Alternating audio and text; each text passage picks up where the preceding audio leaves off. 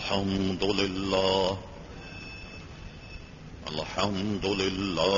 نحمده ونستعينه ونستغفره ونؤمن به ونتوكل عليه ونعوذ بالله من شرور أنفسنا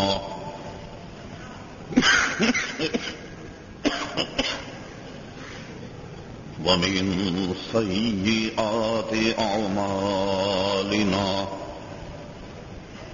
من يهده الله فلا مضل له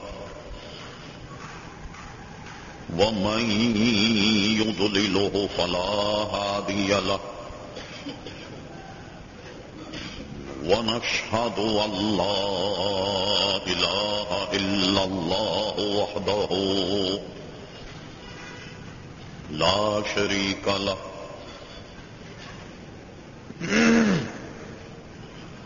ونشهد أن سيدنا ومولانا محمدا عبده ورسوله أرسله بالحق بشيرا ونذيرا صلى الله تعالى على خير خلقه سيدنا محمد وآله وصحبه أجمعين أما بعد فأعوذ بالله من الشيطان الرجيم بسم الله الرحمن الرحيم وننزل من القرآن ما هو شفاء ورحمة للمؤمنين ولا يزيد الظالمين إلا خسارا صدق الله مولانا العظيم وصدق رسوله النبي الكريم إن الله وملائكته يصلون على النبي يا أيها الذين آمنوا صلوا عليه وسلموا تسليما اللهم صل على سيدنا ومولانا محمد معدن الجود والكرم وآله وبارك وسلم صلاة وسلاما عليك يا سيدي يا رسول الله. محترم حضرات،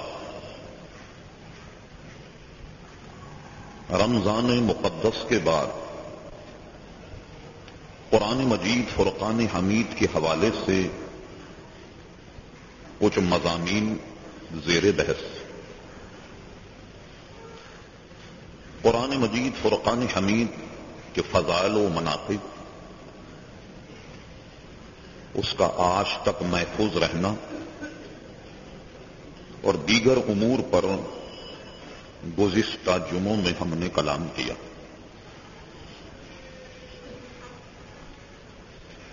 آج ہم آپ کی خدمت میں ایک ایسا مضمون رکھتے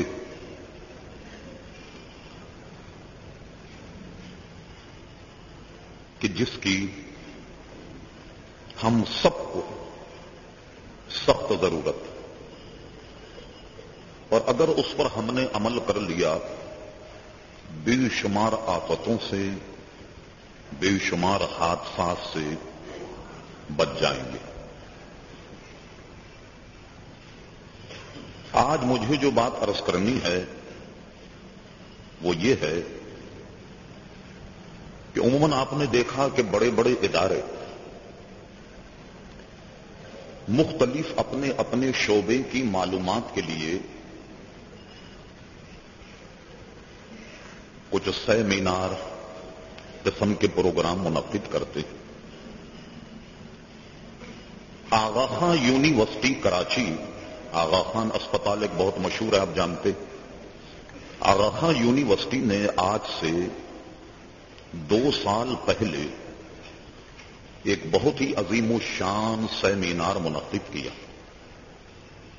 اور اس میں وہاں کے ڈاکٹرز میرے پاس آئے، اور اس سیمینار میں خطاب کرنے کے لیے انہوں نے مجھ سے وقت لیا، اور اس میں چونکہ باہر کے امریکہ، لندن، جرمن، جانے کہاں کہاں کے اس میں اسکالر تھے،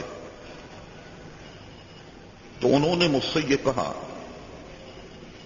کہ ہم نے شہر کراچی میں مختلف لوگوں سے معلومات کی، اور ہمیں ایک ایسا لیکچرر درکار تھا کہ جو ہمارے سیمینار میں ہمیں یہ آن کر کے بتائے کہ قرآن مجید فرقان حمید کی آیات کیا یہ بھی ذریعے علاج ہیں؟ یعنی پڑھ کر دم کرنے سے کیا کسی مریض کو شفا ہوتی؟ دعا کرنے سے کسی مریض کو شفا ہوتی ہے؟ کیا تعویذ لکھنے سے یا تعویذ کے پینے سے کسی مریض کو شفا ہوتی؟ اور ایک یہ کہ آپ کے پیغمبر، کیونکہ وہ آغا خانی طبقہ ہے، آپ کے پیغمبر صلی اللہ تعالی علیہ وسلم نے طب کے معاملے میں، بیماری کے معاملے میں اور علاج کے معاملے میں انہوں نے کیا ارشاد فرمایا؟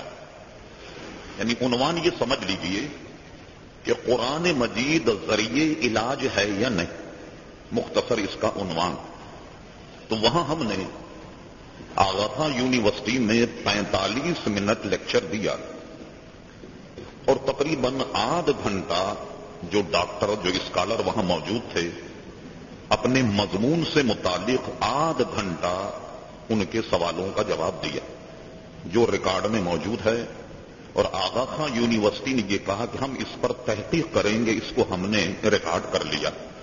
تو قرآن مجید فرقان حمید کے حوالے سے میں نے مناسب سمجھا کہ وہ مضمون آج آپ تک پہنچایا جائے کہ وہ ہم سب کے لیے کتنا مفید، اس کا فیصلہ اب آپ کریں گے۔ ارشاد باری تعالیٰ ہوا وَنُنَزِّلُ مِنَ الْقُرْآنِ مَا هُوَ شِفَاءٌ وَرَحْمَةٌ لِّلْمُؤْمِنِينَ، ہم نے اپنے نازل کیے ہوئے قرآن میں مومنین کے لیے شفا اور رحمت رکھی ہے۔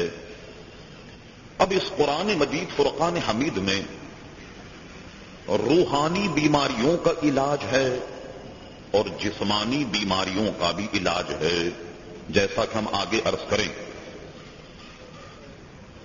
ہم زیادہ نہیں 1400 سال کے تمام اطباء پر اگر نظر ڈالیں ایک غیر جانبدار انداز میں، جیسا کہ ہمارے آگے مضمون سے ظاہر ہوگا، آپ اس نتیجے پر پہنچیں گے کہ بظاہر نبی کریم علیہ السلام نے طب نہیں پڑھا، بظاہر آپ کسی طبی کالج میں زیر تعلیم نہیں رہے، بظاہر آپ نے کسی طبی یونیورسٹی میں تعلیم حاصل نہیں کی، مگر علم طب پر نبی کریم صلی اللہ تعالی علیہ وسلم کو جو دسترس ہے اور جو علاج ہمیں حضور علیہ السلام نے بتایا، اس کا اندازہ آپ اس سے کریں گے کہ حضور کی نظر طب پر کتنی گہری۔ سب سے پہلے جو آیت ہم نے پڑھی اس سے متعلق، کیا قرآن مجید فرقان حمید میں بھی امراض کے لیے شفا ہے؟ امام بخاری رحمت اللہ تعالی علیہ بخاری شریف میں ایک پورا باب باندھا، اور اس کا باب کا نام بھی رکھا باب طب، کہ ہم اس میں طب کا بیان کریں گے۔ اس میں یہ حدیث آتی ہے جو بخاری میں کہ حضور صلی اللہ تعالی علیہ وسلم کے صحابہ کرام کسی جگہ پہنچے، اور وہاں ان کے قبیلے کا سردار بیمار ہو گیا، اور ظاہر اس زمانے کے جتنے علاج تھے انہوں نے کر لی، اور جب وہ اس میں افاقہ نہیں ہوا اور انہیں معلوم ہوا کہ ہمارے اس قصبے میں کچھ لوگ آئے ہوئے ہیں اور وہ یہ کہتے ہیں کہ ہم مسلمان ہیں، گویا ان کے پاس اللہ تعالیٰ کا کلام بھی ہے. ان سے رجوع کرتے ہیں کہ ہمارے اس سردار کے بیماری کا کوئی علاج تمہارے پاس ہے یا نہیں. ان سے جا کر کے وہ ملے تو انہوں نے کہا ٹھیک ہے, ہم تمہارے قبیلے کا جو سردار ہے اس کے بیماری کا علاج کریں گے, مگر اس علاج کے معاوضے میں ہم اتنے بکرے تم سے لیں گے.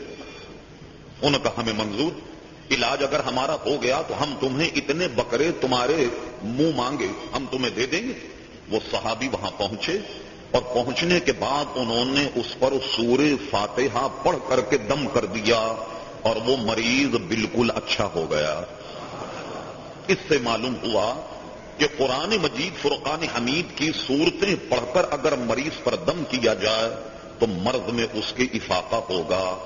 یہی امام بخاری اس باب میں اس حدیث کو بیان کرتے ہیں کہ حضور علیہ الصلوۃ والسلام کو وفات کے مرض نے جب بہت زیادہ شدت پہنچائی, یعنی جس مرض میں حضور علیہ السلام کا وصال ہوا اس میں شدت آ گئی, تو ہم نے دیکھا کہ حضور علیہ السلام پر جب مرض کی شدت آئی تو آپ نے قرآن مجید فرقان حمید کی آخری 2 صورتیں جن کو معوذات یا معوذتین کہتے ہیں, دونوں نام اس کے بخاری میں ہیں, تو حضور نے یہ دونوں صورتیں پڑھی, قل اعوذ برب الفلق, قل اعوذ برب الناس, اور ان کو پڑھنے کے بعد اس طریقے سے اپنے ہاتھوں پر دم کیا اور دم کرنے کے بعد اپنے پورے بدن پہ حضور علیہ الصلوۃ والسلام نے ان ہاتھوں کو پھیرا.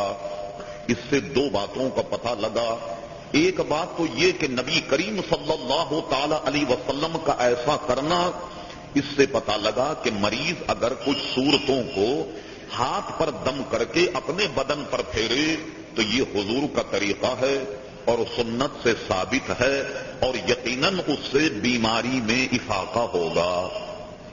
حضرت عائشہ صدیقہ فرماتی ہیں کہ ایک وقت ایسا آیا جب مرض نے اتنی شدت کی کہ حضور علیہ الصلوۃ والسلام اپنے ہاتھوں پر اس طریقے سے دم کر کے اپنے بدن پر پھیرنے کی بھی آپ میں سکت اس معنی کر نہیں رہی کہ ظاہری بدن میں ضعف اور کمزوری اتنا بڑھ گئی کہ جب حضور ایسا نہیں کر پائے تو میں نے پھر یہ کیا کہ ان دونوں صورتوں کو پڑھا جیسا کہ حضور علیہ السلام سے میں نے دیکھا, اور میں نے کیا کیا کہ ان صورتوں کو اپنے ہاتھوں پر دم کیا اور اپنے ہاتھوں پر دم کرنے کے بعد پھر حضور علیہ السلام کے بدن پر اس کو پھیرا.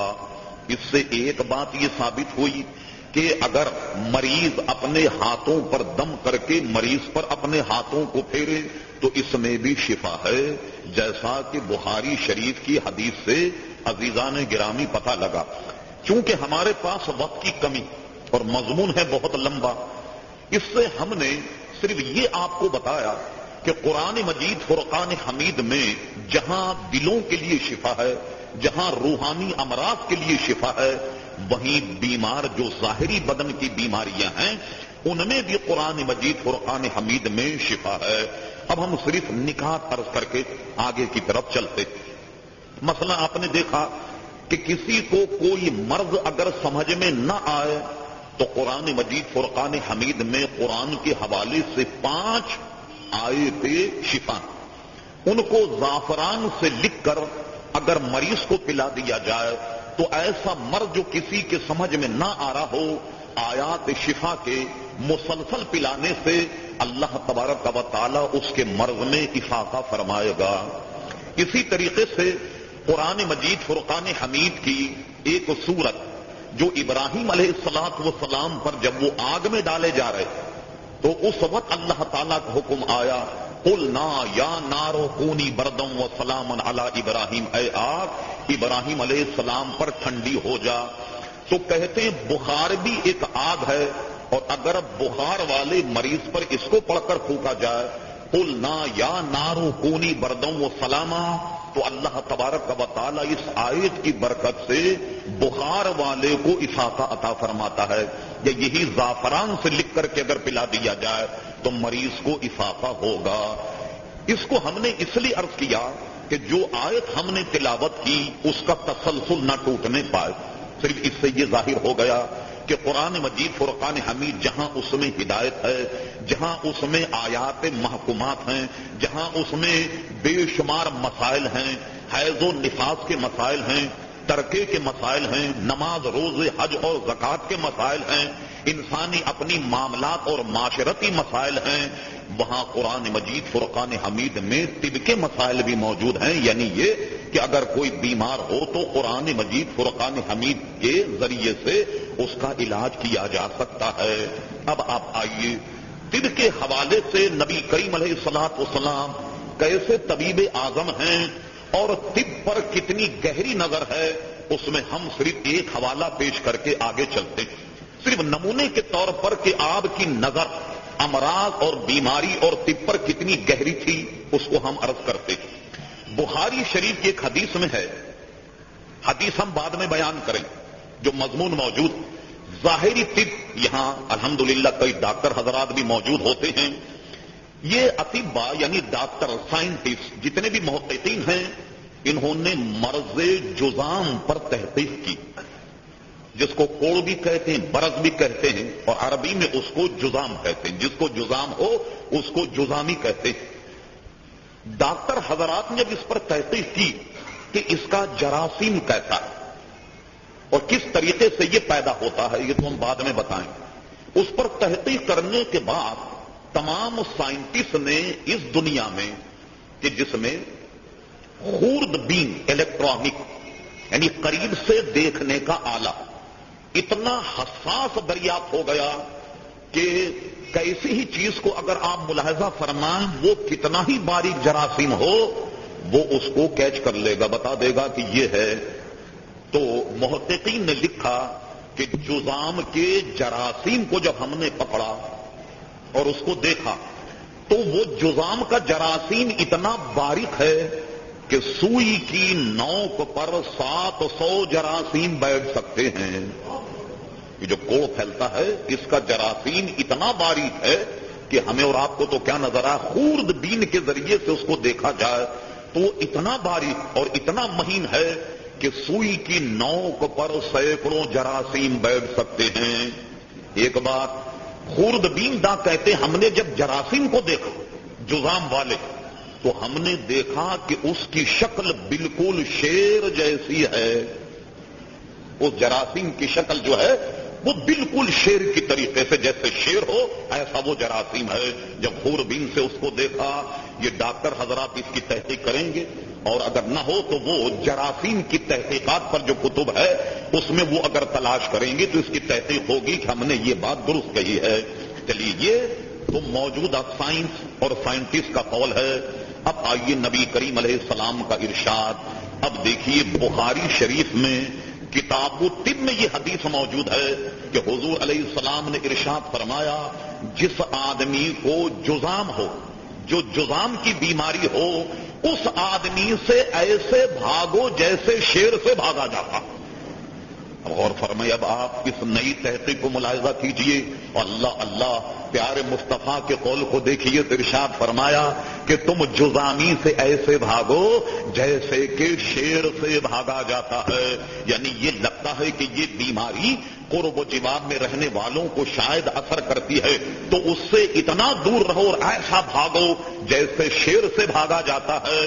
اب اس سے اندازہ لگائیے کہ موجودہ زمانے کی یا قدیم طب پر ہمارے اور آپ کے آقا نبی کریم صلی اللہ علیہ وسلم کی کتنی گہری نظر ہے. اب آئیے طبیب اعظم کے اقوال. حضور نے ارشاد فرمایا ایک چیز ایسی ہے اگر آدمی اس کو استعمال کرے سوائے موت کے ساری بیماریوں کا علاج اس میں موجود ہے. موت ایک ایسی بیماری جس کا علاج نہیں ہے. آپ جانتے ہیں اور قانون الہی ہے کل نفس ذائقۃ الموت، ہر جاندار کو موت کا مزہ چکھنا. ظاہر ہے کہ یہ تو ایک ایسی بیماری کہ اس کا علاج نہیں. فرمایا اگر موت کا کوئی دوا علاج ہوتی تو اسے ہونا چاہیے تھا، اور موت کے علاوہ تمام بیماریوں کا اس میں علاج ہے. مگر افسوس کہ وہ اتنی سستی اور وہ اتنی عام ہے کہ شاید مسلمانوں نے اس دوا کی قدر ہی نہیں کی. اور وہ دوا کیا ہے؟ وہ ہے کلونجی، جو پیاز کا بیج ہے، کالا دانہ۔ کالا دانہ وہ پیاز کا بیج ہے جو اچار میں عموماً ڈالا جاتا ہے، تو پیاز کا وہ بیج ہے جس کو اردو داں اور اطیبہ جو ہیں اس کو کلونجی کہتے ہیں۔ تو فرمایا کہ کلونجی میں موت کے علاوہ تمام بیماریوں کی دوا موجود ہے۔ اب مجھے بتائیے ہم کتنے لوگ ہیں جو کلونجی کو استعمال کرتے ہیں؟ اگر ایسا ہو جائے کہ ہر گھر میں کلونجی موجود ہو اور رات سوتے وقت اس کے 10-20 دانے اگر نگل لیے جائیں پانی کے ساتھ، تو حضور فرماتے ہیں کہ موت کے علاوہ ساری بیماریوں کا علاج اس میں موجود ہے۔ اب یہ بات اور ہے کہ ہم اس علاج تک نہیں پہنچے، ہم نے اس سے استفادہ نہیں کیا، اور اللہ تبارک و تعالی امام بخاری رحمت اللہ علیہ کی قبر کو رحمت و رضوان کے پھول سے بھر دے۔ جب بخاری نے انہوں نے باب طب باندھا تو سبحان اللہ، باب طب میں پہلی حدیث یہ نقل کی جو حضرت ابو ہریرہ رضی اللہ تعالیٰ عنہ کی ہے۔ حدیث ہم بعد میں بیان کریں گے، اس کے ساتھ آپ کس منظر پر آئیے، یہ بتائیے کہ دنیا میں کتنی بیماریاں جن میں سے اکثریت کا علاج دریافت ہو گیا، اور کئی بیماریاں ایسی ہیں جن کا علاج نہیں دریافت ہو سکا، آج تک دریافت نہیں، اور وہ بالکل لا علاج ہیں۔ اور حضور نے ارشاد فرمایا، حضرت یہ جو حدیث ہے حضرت ابو ہریرہ سے متعلق، حضور فرماتے ہیں کہ اللہ تبارک و تعالیٰ نے جتنی بیماری پیدا کی ہیں سب کے علاج کو بھی پیدا فرمایا، یعنی اس کے لیے دوا بھی پیدا فرما دی۔ تو معلوم ہوا کہ یہ لوگوں کی عقل و فہم کا قصور ہے کہ وہ کسی بیماری کا علاج دریافت نہیں کر پائے، مگر نبی کریم علیہ الصلوۃ والسلام کی سند سے پتہ لگا کہ حضور علیہ السلام نے ارشاد فرمایا جتنے بھی امراض اور جتنی بیماریاں ہیں اللہ تبارک و تعالیٰ نے اس کی دوا بھی پیدا کی ہے، یعنی اس کا علاج بھی اللہ تبارک و تعالیٰ نے پیدا فرمایا۔ اس سے معلوم ہوا کہ نبی کریم علیہ الصلوۃ والسلام کی طب پر بڑی گہری نظر ہے۔ اب آئیے جو علم طب نبی کریم علیہ السلام نے ہمیں دیا، صرف وقت کی نزاکت کو ملحوظ رکھتے ہوئے، اور میں سمجھتا ہوں کہ ہم میں سے جن کو اس کے عمل پر توفیق ہو گئی، انشاءاللہ حضور کے ارشاد پر بھروسہ کرتے ہوئے، میں اپنے اوپر نہیں، حضور کے ارشاد پر بھروسہ کرتے ہوئے کہتا ہوں کہ الا ماشاءاللہ، لیکن وہ تمام امراض سے بچ جائے گا، اور وہ علاج اتنے سستے ہیں کہ اللہ اکبر، وہ سستا ہونے کی وجہ سے شاید ہمیں اس کی قدر میں۔ حضور نے ارشاد فرمایا کہ جب تم کھانا شروع کرو تو نمک سے شروع کرو، اور جب کھانے کا تتیمہ کرو تو نمک پہ کرو۔ کیا مطلب ہوا کہ نمک اپنے سامنے رکھ لیں دسترخوان پر، جب کھانا شروع کریں تو ذرا سا ایک نمک کی چٹکی بہت مختصر اپنے منہ میں ڈال لیں، جب کھانا ختم ہو جائے تو تھوڑا سا نمک اپنے منہ میں ڈال کر کے چاٹ لیں۔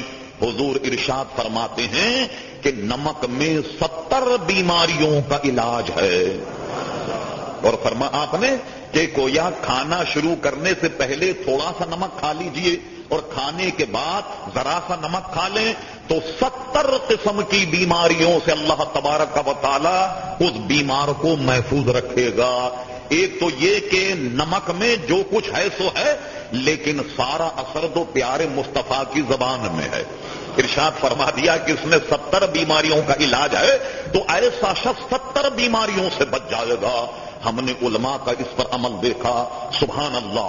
ایک بہت بڑے عالم دین کے ہندوستان کے، ان سے 68 میں ہماری ملاقات ہوئی، مجاہد ملت حضرت علامہ مولانا حبیب الرحمان صاحب رحمت اللہ تعالی علیہ، بہت بڑے رئیس تھے گویا اڑیسہ کے۔ اڑیسہ ایک بہت بڑی جگہ ہندوستان، رئیس اعظم، بہت سادہ آدمی تھے۔ تو ہم نے دیکھا کہ 13-14 دن وہ ہمارے ساتھ رہے ہندوستان میں، یا ہم ان کے ساتھ، تو وہ اپنے جیب میں ایک نمک کی پڑیا رکھتے، نمک کی پڑیا ان کے جیب میں۔ جب کھانا کھانے بیٹھے انہوں نے پڑیا جیب میں سے نکالی، تھوڑا سا نمک کھایا اور پڑیا بند کر کے رکھ دی۔ کھانا کھانے کے بعد میں پھر تھوڑا سا نمک چکھ لیا اور پڑیا نمک کی ان کے جیب میں ہوتی۔ جو حضور کے ارشادات پر پختگی کے ساتھ یقین کرتے ہیں تو سبحان اللہ وہ یقیناً معروف قسم کی 70 بیماریوں سے بچ جائیں گے۔ تو آپ نے دیکھا کتنی سستی دوا ہے. کون ایسا شخص ہے جس کے گھر میں نمک موجود نہ ہو؟ یہ ڈاکٹر حضرات یہاں موجود، ہم اس کی بات نہیں کرتے کہ کسی کو ڈاکٹر نے نمک کھانے سے منع کیا ہو، مگر 1-2-4 ذرے تو اتنا زیادہ نقصان دہ نہیں ہیں. تو نمک سے شروع کرو، نمک پر ختم کرو. اور مان لیا جائے کہ آپ کے پاس اگر دسترخوان پر نمک نہ ہو تو آپ یہ تو کر سکتے ہیں کہ نمکین سے شروع کریں، نمکین پر ختم کر دیں. بھائی نمکین تو کوئی نہ کوئی دسترخوان پر ہوگا، سالن ہوگا، بریانی، کوئی چیز. تو آپ اپنے کھانے کا آغاز نمکین سے شروع کیجئے، نمکین پر ختم کیجئے، اور حضور کے اس ارشاد پر عمل کرتے ہوئے اللہ کے کرم سے آپ 70 بیماریوں سے بچ گئے. یہ کتنا بڑا انعام ہے نبی کریم صلی اللہ علیہ وسلم کا. اب آئیے کچھ اور اس گفتگو کو ہم آگے بڑھائیں. عزیزان محترم، ہم اور آپ جس معاشرے میں آپ نے دیکھا کہ اس میں ایسی بیماریاں ہیں کہ بظاہر اس کا علاج ایسا لگتا ہے کہ ابھی ایجاد نہیں ہوا، اور بہت سی ایسی بیماریاں جو خود ہم نے قدرت سے ایسا لگتا ہے کہ مانگ کر کے لی. اب دیکھیے ہمارے طبیب اعظم فرماتے ہیں 2 چیزوں سے بچا جائے. یقیناً آپ یاد کر رہے ہوں گے اور یہ تقریر ریکارڈ بھی ہو رہی، بعد میں بھی آپ کو دی جا سکتی ہے. فرمایا کہ جب تم لیٹو، سو یا آرام کرو تو ایسا لیٹنے سے، ایسا آرام کرنے سے بچو کہ کچھ حصہ دھوپ میں ہو اور کچھ حصہ سائے میں ہو. یا تو پورے دھوپ کے نیچے آ جاؤ یا پورے سائے کے نیچے آ جاؤ. اگر تم ایسے لیٹے کہ کچھ حصے پر دھوپ کا اثر ہو، کچھ حصے پر سائے کا اثر ہو تو بیمار ہو جاؤ گے. یعنی ایک مرض ایسا لگے گا تم بیمار ہو جاؤ گے. تو کچھ سائے کچھ دھوپ میں بیٹھنے سے بھی آدمی کا مرض پیدا ہوتا ہے. اب آئیے اسی جذام جو سفید داغ یہ پیدا کیسے ہوتا ہے؟ عربی کا ایک مقولہ ہے، اگرچہ یہ حدیث نہیں لیکن علماء بھی فرماتے ہیں کہ مچھلی کے اوپر دودھ نہ پیا جائے. عربی کے ایک مقولے میں بھی ہے یہ، اور ہم نے علماء کا عمل دیکھا. حضرت علامہ مولانا ضیاء الدین صاحب مدنی رحمت اللہ تعالی بھی منع فرماتے تھے کہ مچھلی پر دودھ نہ پیا جائے، یہ بھی مرض کو پیدا کرتا ہے. اب آئیے نبی کریم علیہ السلام نے ارشاد فرمایا کہ دھوپ کے پانی کو استعمال کرنے سے بچا جائے. جو پانی دھوپ میں گرم ہوا اس کو استعمال نہ کیا جائے، یعنی اس وضو سے، اس کے پانی سے وضو نہ کیا جائے، اس پانی سے غسل نہ کیا جائے، اس پانی کو پیا نہ جائے. اور اگر تم نے دھوپ کے گرم پانی کو استعمال کیا تو اس سے بھی برس پیدا ہوگا، اس سے جذام پیدا ہوگا. میں یہ نہیں کہتا دعوے سے کہ جس کو بھی جذام ہے وہ دھوپ ہی کی وجہ سے ہے، مگر جذام کی پیدائش کا ایک سبب گرم پانی ہے. مگر وہ کون سا گرم پانی؟ کہ جو دھوپ میں گرم ہو. اچھا، جو دھوپ میں گرم ہو اس کی تعریف کیا ہے؟ یعنی جو دھات کے برتن میں دھوپ میں گرم ہو. جیسے عموماً ہمارے یہاں لوہے کی یا جس کی ٹنکیاں ہوتی ہیں، ان میں پانی گرم ہو جاتا. اس پانی سے نہانے سے بچا جائے، اس پانی کو پینے سے بچا جائے، اس پانی سے وضو کرنے سے بچا جائے. البتہ اگر اس کو استعمال کرنا ہو تو اس کا طریقہ یہ ہے کہ دھوپ کے پانی کو کسی بالٹی میں نکال لیا جائے، اور نکالنے کے بعد جب وہ ٹھنڈا ہو جائے تو ٹھنڈا ہونے کے بعد پھر اس میں غسل ہو جائے گا. یعنی غسل درست ہے، اس میں ممانعت ختم ہو جائے گی، وضو بھی درست ہو جائے گا، پینا بھی اس کا درست ہو جائے گا. بلکہ یہاں تک فرمایا گیا کہ دھوپ میں گرم پانی اتنا نقصان دہ ہے کہ آدمی اگر اپنے کپڑے کو اس میں دھوئے اور کپڑے کو دھونے سے کپڑے میں جو گرمی باقی ہے اس گیلے کپڑے کو بھی بدن پر نہ پہنا جائے. دیکھیے ہمارے طبیب اعظم رحمت للعالمین صلی اللہ تعالی علیہ وسلم نے اس پانی کو استعمال کرنے سے منع فرمایا کہ جو دھوپ کی گرمی سے گرم ہو جائے، لہذا اس کو ٹھنڈا کر کے استعمال کیا جائے. اب آئیے ہم ایک دوسرا رخ بدلتے، اور یہ بھی وقت کی کمی کی وجہ سے. آپ نے دیکھا کہ اطباء نے ویکسینیشن ٹیکہ ایجاد کیا. مشہور ٹیکے جو اس وقت دنیا میں وہ کیا ہیں؟ ایک ہے پولیو کا ٹیکہ اور ایک ہے چیچک کا، یا اس سے ملتے ہوئے کچھ امراض. اور اس میں شک نہیں، یہ ناشکری ہوگی کہ اطباء سائنٹسٹ نے اس دنیا میں اتنی ترقی کر لی کہ کسی کو چیچک کا ٹیکہ لگ جائے تو اس کو زندگی بھر چیچک نہیں ہوگی، اور یہاں تک کہ اس میں کامیابی حاصل کر لی کہ گویا چیچک کے علاج کرتے کرتے اتنے عروج پر پہنچا موجودہ زمانے کے سائنٹسٹ اور طب کہ دنیا سے چیچک کو انہوں نے بالکل ختم کر دیا۔ کیوں صاحب بات درست ہے یا نہیں؟ یہ بہت بڑا کمال کہ ورنہ چیچک سے ہزاروں آدمی کیا لاکھوں اندھے ہو گئے، لاکھوں انسان جو دیکھے ان کے چیچک کے داغ اب تک ان کے منہ پر پائے جاتے ہیں جن کا اب تک اس کا علاج نہیں تھا، لیکن جب اس کا ٹیکہ لگ گیا، چیچک کا ویکسینیشن نے وہ کمال بتایا کہ پوری دنیا سے چیچک ختم ہو گئی۔ بہت اچھی بات۔ اچھا اب آئیے دوسرا ٹیکہ، اب روز اخبار میں پڑھتے ہیں یا نہیں کہ پولیو کے ٹیکے لگائیے یا اس کے قطرے پلائے جاتے ہیں یا اس کا ٹیکہ لگتا، اور اس میں کوئی شک نہیں کہ جناب پولیو کا ویکسینیشن کسی کے لگ جائے، ٹیکہ لگ جائے، اس بچے کو پولیو نہیں ہوتا۔ ٹھیک، چلیے آپ بہت زیادہ تحقیق کی دنیا میں چلے جائیں، زیادہ سے زیادہ آپ کو ٹیکہ لگانے کے بعد جن امراض سے نجات مل جائے اس کی تعداد 5 ہوگی، 10 ہوگی، اس سے زیادہ نہیں۔ اچھا یہ بتائیے کیا ایڈز کا ٹیکہ ایجاد ہو گیا؟ نہیں ایجاد ہوا کہ کسی کو ایڈز کے مرض کا انجیکشن لگا دیا جائے تو زندگی بھر اس کو ایڈز کی بیماری نہیں ہوگی، کسی کو انجیکشن لگا دیا جائے تو اس کو کینسر نہیں ہوگا۔ کوئی ایسا ٹیکہ جاری ہوا؟ کوئی ایسا ٹیکہ جاری نہیں ہوا، کوئی ایسا ویکسینیشن جاری نہیں ہوا کہ وہ اس کو لگا دیا جائے تو وہ بیماری اس کو نہیں لگے گی۔ اب آئیے ہم اپنے آقا و مولا نے جو ہمیں ایک ٹیکہ عطا فرمایا، قسم خدا کی ساری بیماریوں سے آپ کو بچا لے، کوئی بیماری آپ کو نہیں لگے گی۔ اور یہ چیلنج سے کہتا ہوں حضور کے ارشاد گرامی پر ایمان رکھتے ہوئے کہ ساری زندگی آپ کو وہ بیماری نہیں لگے گی۔ وہ ویکسینیشن کیا ہے، وہ ٹیکہ کیا ہے؟ اب میں اس ٹیکے کا ذکر کرتا ہوں، پہلے بلند آواز سے سرکار پر درود شریف کا نظر آتا۔ اللہم صلی اللہ سیدنا مولانا محمد معود الجود والکرم وآلہ وبارک وسلم صلاۃ و سلام علیک سیدی یا رسول اللہ صلی اللہ علیہ وسلم۔ آئیے حضور نے ایک ٹیکہ ہمیں عطا فرمایا، اور اس ٹیکے کا ذکر کہاں ہے؟ یعنی کوئی ایسی ویسی بازاری کتابوں کی نہیں جس پر اعتماد نہ کیا جائے۔ صحیح ستہ کی مشہور کتاب ترمذی شریف میں باب الدعوات میں یہ حدیث شریف موجود ہے، اور وہ حدیث شریف کیا ہے؟ سبحان اللہ، حضور صلی اللہ علیہ وسلم نے ارشاد فرمایا تم کسی شخص کو بھی کسی آفت کسی بلا میں مبتلا دیکھو، یہ دعا پڑھ لو، جب تک وہ زندہ ہے وہ مصیبت اسے نہیں لگے گی، جب تک وہ زندہ، پوری زندگی وہ مصیبت اسے نہیں لگے گی۔ اور علماء نے اس کو عام رکھا کہ مصیبت سے مراد حادثہ بھی ہے، ڈکیتی بھی ہے، چوری بھی ہے، آگ کا لگنا بھی ہے، ہر قسم کے حادثات اور ہر قسم کی پریشانیاں۔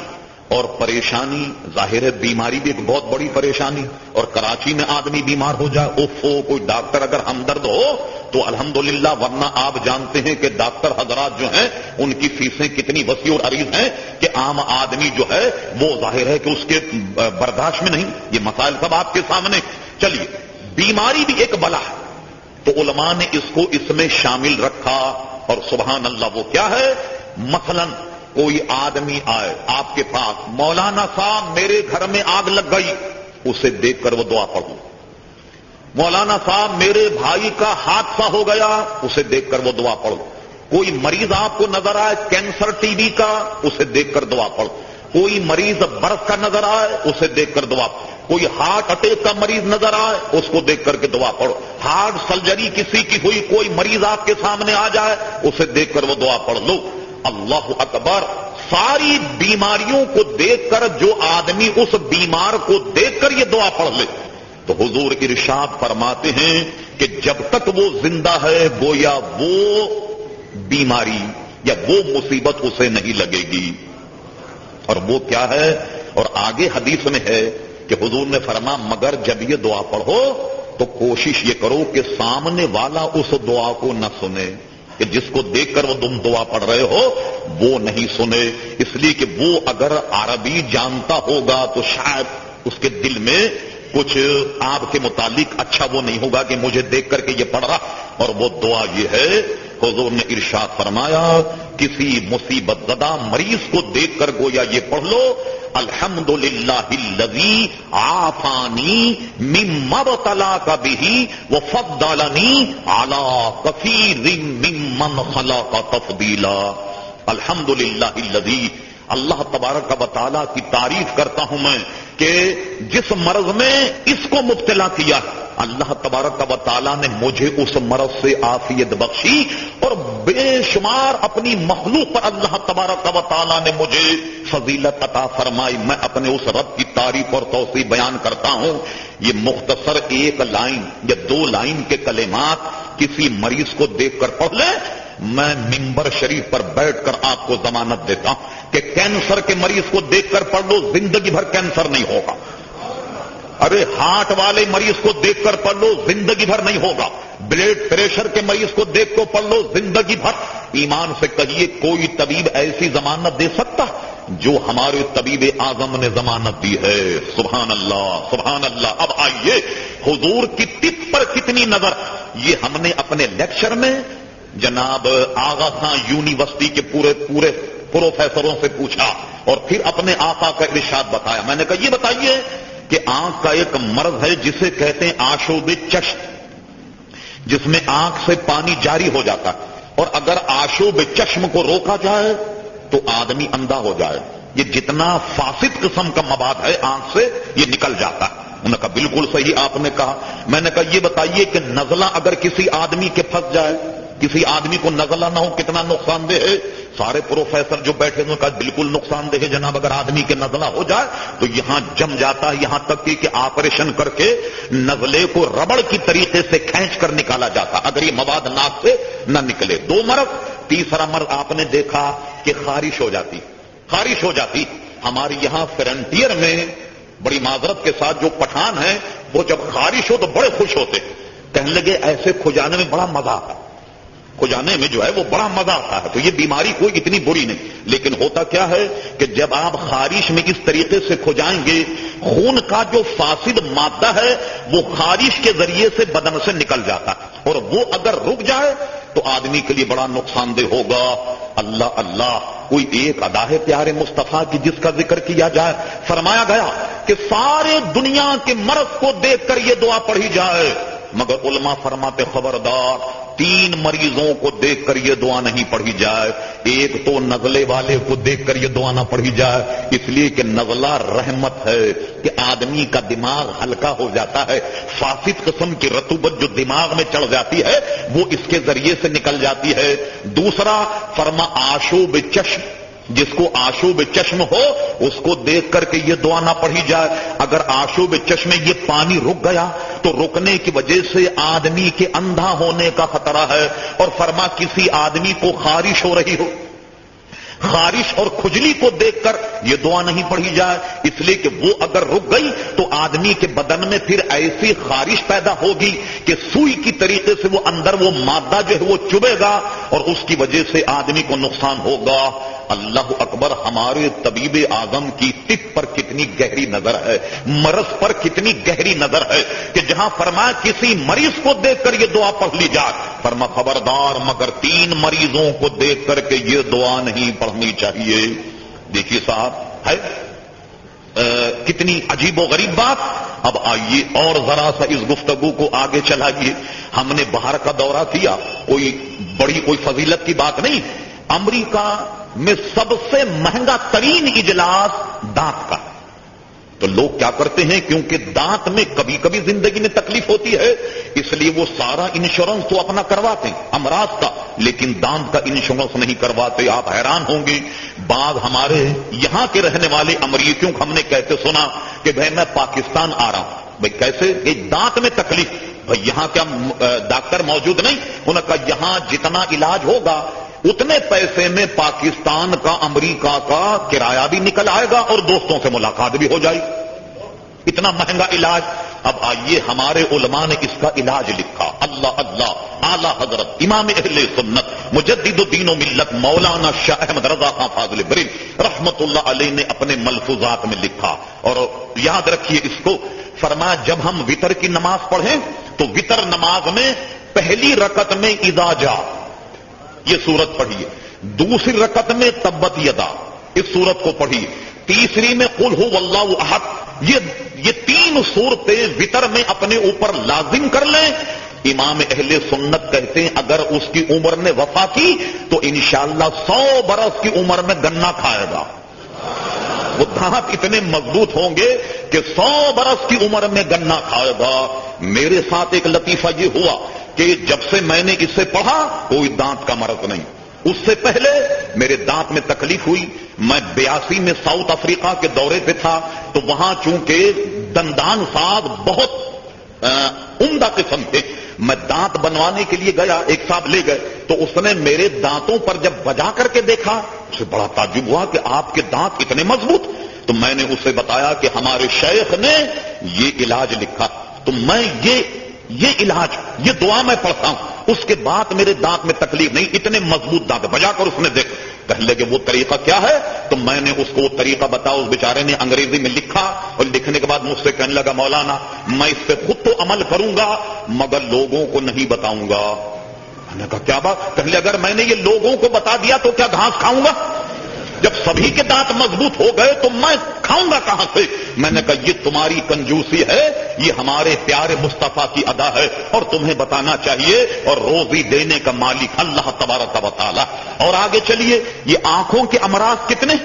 ہم تو اہل سنت، آپ یقین کیجئے بات تو بہت بری، اپنے آپ کو کہیں اہل سنت کہلانے ہمیں شرم آتی، شرم آتی، اور دوسروں کو دیکھی کیسے ببانگ دہل جو اپنا مسلک ہے وہ بیان کر دیتے ہیں۔ ہمارے یہاں مشرب یہ ہے کہ جب حضور کا نام لیا جائے تو انگوٹھے چومے جائیں، اس طریقے سے انگوٹھے چومے جائیں۔ حضرت علامہ محقق علی قاری رحمت اللہ علیہ نے حدیث نقل فرمائی، وہ فرماتے ہیں کہ حضرت بلال نے اذان کی، آپ کی اجازت سے صرف 1-2 منٹ اور، حضرت بلال نے اذان کہی، صدیق اکبر نے اشہد ان محمد رسول اللہ صلی اللہ علیہ وسلم پر انگوٹھے چومے اور آنکھ سے لگایا اور یہ دعا پڑھی صلی اللہ علیہ یا رسول اللہ، دوبارہ وہ جملہ کہا، پھر انہوں نے انگوٹھے کو چوما اور کہا قرۃ عینی بک یا رسول اللہ۔ حضور نے فرمایا جو ایسا کرے کل قیامت میں ہم اس کے شفیع ہوں گے، اور حدیثوں میں ضمانت دی گئی، اور ہماری فقہ کی کتابوں میں یہ مسئلہ موجود ہے کہ اذان اور اقامت میں جو آدمی لازم کر لے حضور کے نام کو چومنا، وہ تمام آنکھوں کی بیماریوں سے محفوظ ہو جائے گا۔